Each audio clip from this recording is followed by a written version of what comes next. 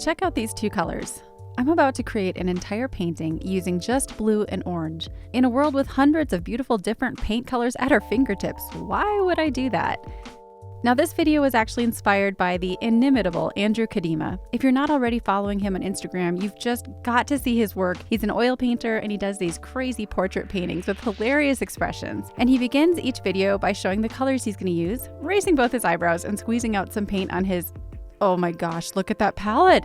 I couldn't. I'm way too OCD. So why do a painting with only two colors? Well, one of the best ways artists learn about color mixing is by painting with a limited palette. Starting off with just a small number of paint colors can really help you explore the sometimes mind-boggling range of colors and values that are achievable. So for the moment, put away your giant set of paints because today I'm going to demonstrate the power of two. And as an ode to Andrew Kadima, here is my version of his little intro video. I'm using Winsor & Newton Antwerp Blue and Core Transparent Pyrrole Orange.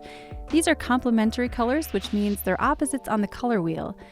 These two colors are actually new to me. I wanted to try them after watching Dylan Scott Pierce's demo on Watercolor Live earlier this year. Dylan Pierce is an incredible watercolor artist, and if you haven't heard of him, he does have a YouTube channel, so go check him out after this video.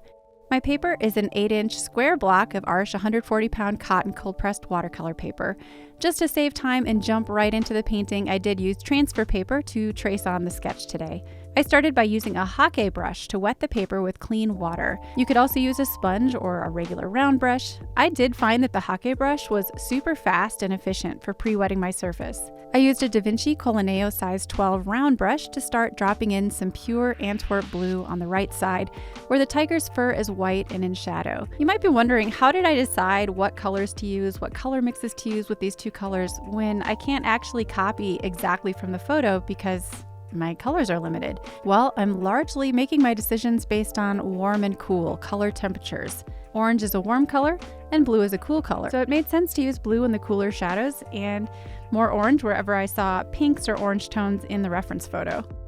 For the negative space behind the tiger, I mixed a little of the orange into the blue, creating a soft, earthy brown. I found that if the mix leaned a little more blue, it looked almost like an earthy green, which was perfect for the background. Working wet on wet like this allows me to create super soft edges. The background color fuzzes right up to the white of the tiger, creating that illusion of soft white fur. While the surface is still wet, I could paint in some light orange washes wherever the fur was orange, or where there were warmer shadows in the white fur. And if you're wondering how I chose these two colors to begin with, to be honest, it's just a gut feel. Color choice is such a personal thing. It might be something as inexplicable as looking at an image and saying, this just feels like orange to me. And if you watch a lot of Andrew Kadima's videos, you quickly learn that you can make just about any color combo work. Now, painting with just two colors in watercolor is quite a bit different than painting with oils. Oil paint is creamy and opaque, and in order to get lighter values, you have to add white paint. With watercolors, we can adjust our values and create a huge range of darks to light simply by adding water. No white paint required. I did a little digging about these particular pigments, and this Core Transparent Pyrrole Orange is a single pigment color, PO71. It is transparent, staining, and non-granulating with a very good light fast rating. Something I have noticed about Core paints is that due to their unique binder, which is called Aquazol, they spread and flow much faster than regular watercolor paints, which are typically made with gum arabic. So this is something you may have to adjust your style with if you're mixing a Core paint with other paints. Winsor & Newton Antwerp Blue is described as a softer version of Prussian blue. It comes from the same pigment as Prussian blue, which is PB27. It's transparent, slightly granulating, and has a good light fast rating. One of the best things about this combo was just how easy it was to mix a really great black. The blue and orange combined perfectly to paint all the stripes on the tiger and all of the dark shadows. It was a really delightful combo. I finished the painting with a little of my Dr. P.H. Martin's bleed-proof white for those whiskers. I was really happy with the final result and definitely plan on using this combination again.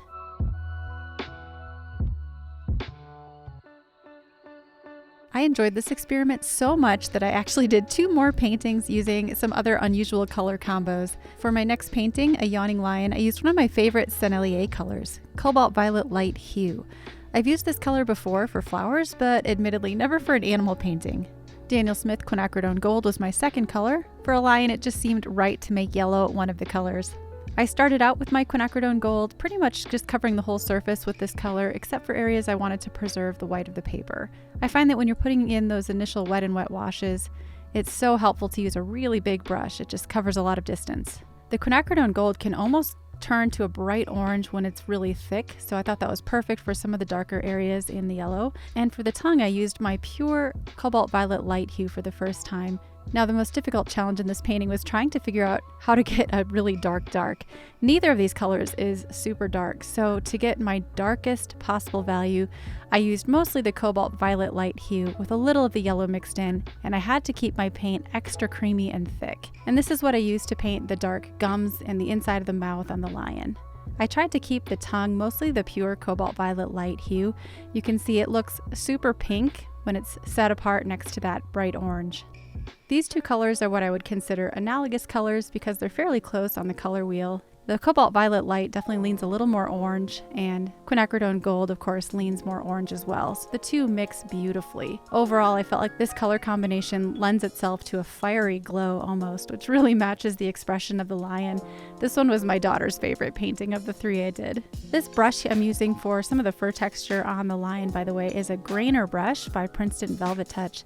Perfect for fur texture. I used a silver ultra mini teardrop brush to paint those final details, the little whiskers, again using Dr. P.H. Martin's bleed proof white. So even though these colors are not nearly as realistic, it still has a photographic vintage feel to it. If you can get the values as close as possible, it really doesn't matter what colors you use.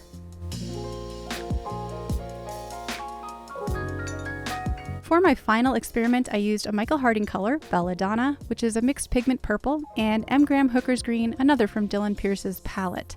As you can see, I tested out several other color combos before settling on this one for my bear painting. These two colors, when mixed, produce a beautiful neutral gray and just give me the feeling of a foggy mountain forest environment, perfect for this subject matter. So once again, I started with my Hake brush, wetting the paper first so I could do some wet and wet in the background.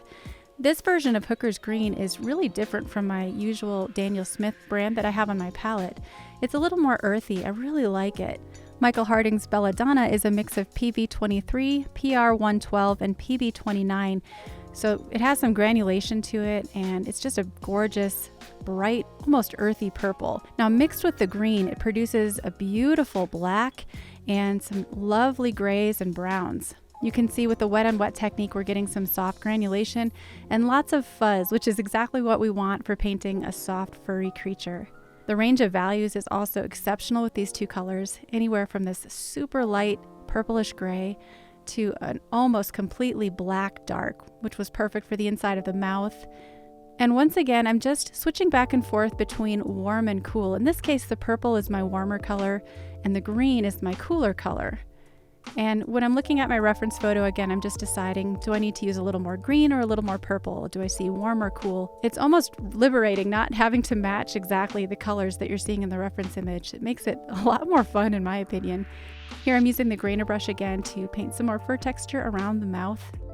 This was my fastest of the three. I think the tiger definitely took me the longest just because of all those stripes and details. And as I progressed, each animal had less detail and shorter fur, so this one definitely was my quickest painting. But I really enjoyed seeing how beautifully granulating and spreading these two paint colors are, and just what a great combo it was. Now, normally mixed pigment paints are not the best for mixing because they already have 3 different pigments in them, but I'm not a purist when it comes to pigments. I have several on my palette that are mixed pigment paints, and I love them and I use them all the time.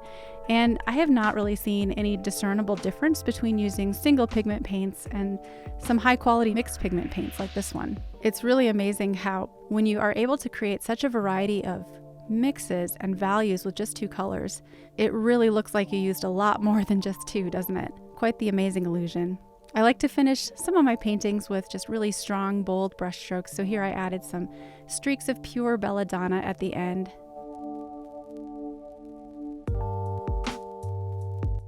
And there are the 3 finished 2-color paintings, lions and tigers and bears. Oh my!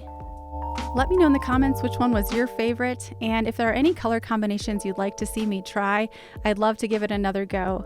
I'll see you again in the next video.